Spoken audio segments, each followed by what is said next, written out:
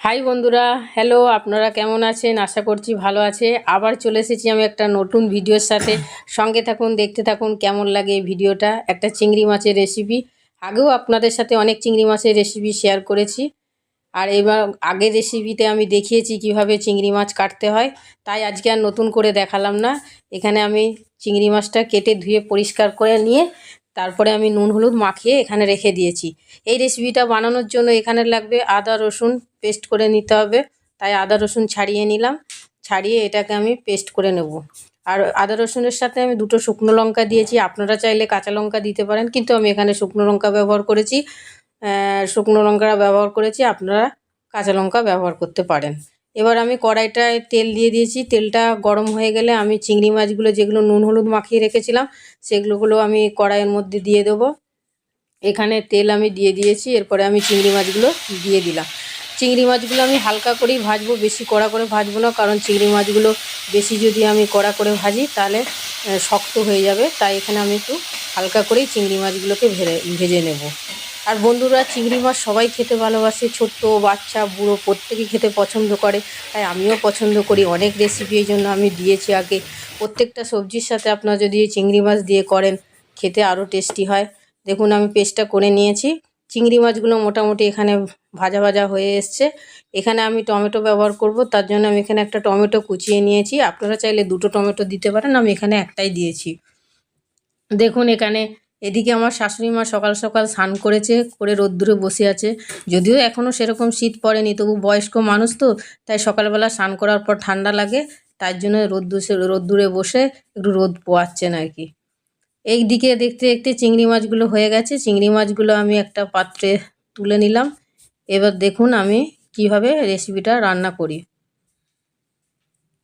আর বন্ধুরা, এই চিংড়ি মাছ আমি ওলকপির সাথে ওলকচুর সাথে করেছি, গাঁঠে কচুর সাথে করেছি। আগে আমার দেয়া আছে, চাইলে আপনারা ভিডিওটা যেয়ে দেখতে পারেন সার্চ করে।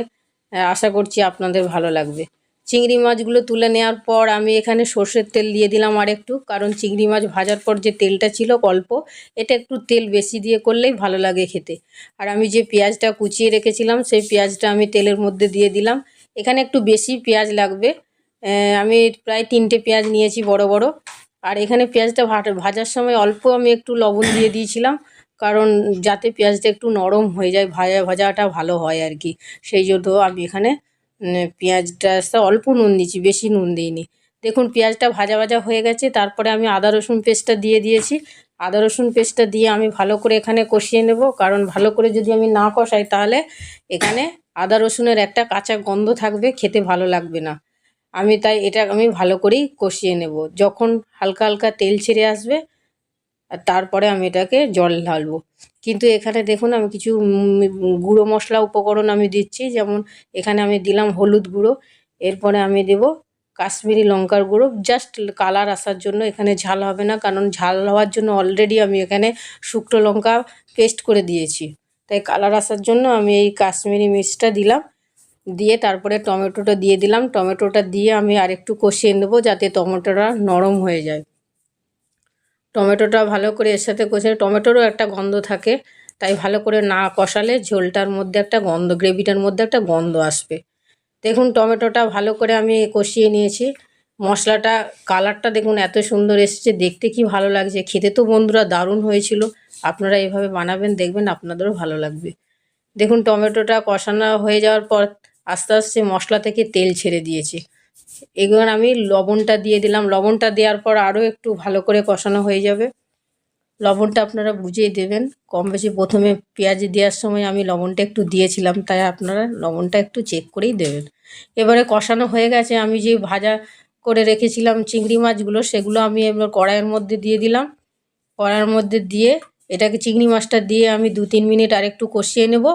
কষিয়ে নিয়ে তারপরে আমি এখানে জল ঢালবো। বন্ধুরা, এই রেসিপিটা খুব সুন্দর, খুব তাড়াতাড়ি হয়ে যায়, চটজলদি, আর খেতেও ভালো লাগে। গরম গরম ভাতে শীতকালে এই গ্রেভিটা দিয়ে ভাত খেতে ভালো লাগে। আপনারা বানাবেন, অবশ্যই আপনাদের ভালো লাগবে। এবার দেখুন গ্রেভিটা আমি 2-3 মিনিট এটা কষিয়ে নিয়েছি চিংড়ি মাছটা দিয়ে। এরপরে আমি এখানে দেখুন কত সুন্দর দেখাচ্ছে, দারুণ দেখাচ্ছে কড়ার মধ্যে। যেমন দেখাচ্ছে তেমন দেখতে, তেমনি খেতেও সুন্দর। এরপরে আমি এখানে জল দিয়ে দেবো, কারণ এটা কষানো একদম সম্পূর্ণ হয়ে গেছে। এরপরে আমি এখানে জলটা, বেশি জল দেবো না, আপনারা যেমন একটু গ্রেভি গ্রেভি এটা ভালো লাগে খেতে, বেশি জল দিলে ঝোল ঝোল এটা খেতে ভালো লাগে না। তাই আমি একটু এখানে অল্প জলই ব্যবহার করব, বেশি জল ব্যবহার করব না। দেখুন একদম রেডি। এরপরে আমি জল দিয়ে দিচ্ছি এখানে। জলটা দিয়ে আমি বেশ কিছুক্ষণ 5 মিনিটের মতো এটাকে ফুটিয়ে নেব। তাহলে যেটুকু আমি জল ব্যবহার করেছি সেই জলটা একটু মাখা মাখা হয়ে গেলেই আমি এটাকে নামিয়ে নেব। বন্ধুরা, আপনাদের যদি এই রেসিপিটা ভালো লাগে অবশ্যই লাইক, শেয়ার, কমেন্ট এবং সাবস্ক্রাইব করবেন। আর আমার সঙ্গে থাকবেন যাতে আমি নতুন নতুন ভিডিও আরও দিতে উৎসাহ পাই। আমার পাশে থাকলে আমি আরও নতুন নতুন দারুণ দারুণ রেসিপি আপনাদেরকে দেব। দেখুন তা করতে করতে এখানে একদম চিংড়ি মাছের রেসিপিটা তৈরি হয়ে গেছে। আর হচ্ছে আমি এই জন্য একটা পাত্রে ঢেলে নিচ্ছি। বন্ধুরা, আপনাদের এই ভিডিওটা একটু ধৈর্য ধরে যদি দেখেন, দেখে যদি আপনাদের মতামত মন্তব্য প্রকাশ করেন, তাহলে আমি আরও অনেক অনেক উৎসাহ পাবো। আশা করছি এই ভিডিওটা দেখে অন্তত একটা লাইক আপনারা অবশ্যই করবেন, আর ভালো লাগলে অবশ্যই সাবস্ক্রাইব করবেন। দেখা হবে আবার একটা নতুন ভিডিওর সাথে, নতুন রেসিপির সাথে। Thank you.